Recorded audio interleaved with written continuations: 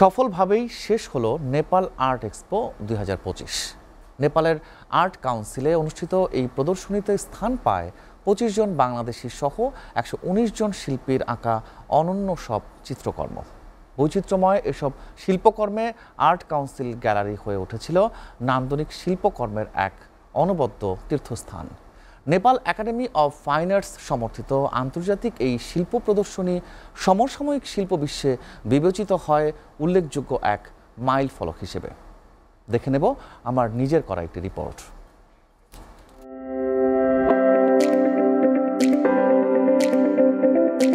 শিল্পী ও অতিথিদের অংশগ্রহণে জমকালোভাবেই শেষ হলো নেপাল আর্ট এক্সপো ২০২৫। নেপালের আর্ট কাউন্সিল গ্যালারিতে অনুষ্ঠিত এই আন্তর্জাতিক চিত্র প্রদর্শনীতে স্থান পায় বাংলাদেশ, ফ্রান্স, ইংল্যান্ড, মার্কিন যুক্তরাষ্ট্র, মেক্সিকো, কানাডা ও জাপান সহ ১২টি দেশের ১১৯ জন শিল্পীর নান্দনিক সব চিত্রকর্ম, যেখানে ২৫ জন বাংলাদেশির আঁকা চিত্রকর্ম দক্ষিণ এশিয়ার উল্লেখযোগ্য উপস্থিতির প্রতিনিধিত্ব করে।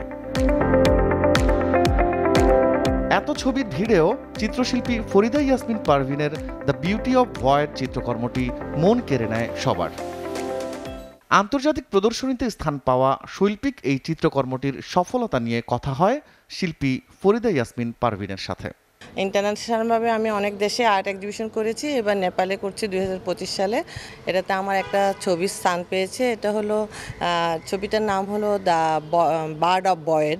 এটা ওইভাবে ভাবনা থেকে আঁকা হয় যে অনেক সময় চিন্তা করি বিকালে বসে যে আমাদের দেশের পাখি, তারপরে উড়ন্ত কিছু জিনিস উড়ে যাচ্ছে, ওইটা নিয়ে চিন্তা আসার পরে ছবিটা করেছি। বাংলাদেশি অ্যাম্বাসেডর নেপালে উনি আমার ছবিটা কিনেছে। এটা আমি খুবই আনন্দের বিষয়, আমার জন্য ইন্টারন্যাশনাল ভাবে আমার একটা ছবি বিক্রি হয়েছে। এ সময় প্রদর্শনীর আয়োজনের নেপথ্যে থাকা কিউরেটর মোহাম্মদ ইমরানের মেধা ও দক্ষতার কথা তুলে ধরে কৃতজ্ঞতা প্রকাশ করেন তিনি। সব কিছুর মূলে ছিল কিউরেটর ইমরান।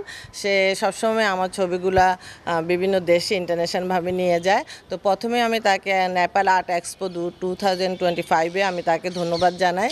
তার মাধ্যমে আমার কাজটা নেপালে গিয়েছে এবং তার মাধ্যমে আমার ছবিটা অ্যাম্বাসেডরে সেল করেছে এবং ওরা কিনেছে। এটার জন্য আমি খুবই আনন্দিত।